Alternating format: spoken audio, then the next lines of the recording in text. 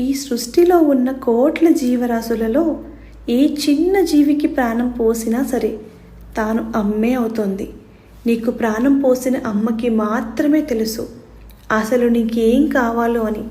అమ్మకు తెలీదా నువ్వెక్కడుంటే క్షేమంగా ఉంటావో, ఎలా ఉంటే క్షేమంగా ఉంటావో? అమ్మకు తెలీదా నీకేం చెప్పాలి, ఏం చెప్పకూడదు? అమ్మకు తెలీదా నీకేం ఇవ్వాలి, ఏం ఇవ్వకూడదో? అమ్మకు అన్నీ తెలుసు.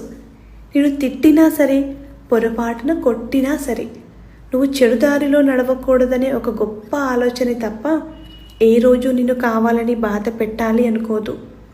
అమ్మ మీద బాగా కోపం వచ్చినప్పుడు, గట్టిగా అరవాలి అనిపించినప్పుడు ఒక్కసారి అమ్మ లేని వాళ్ళతో మాట్లాడి చూడు. అమ్మ విలువేంటో, అమ్మ ప్రేమేంటో ఆ క్షణం తెలుస్తోంది. అమ్మ నీకు చేయాల్సిందంతా చేసేసింది. ఇక మీదట తన రుణం ఎలా తీర్చుకుంటావో ఒక్కసారి ఆలోచించు.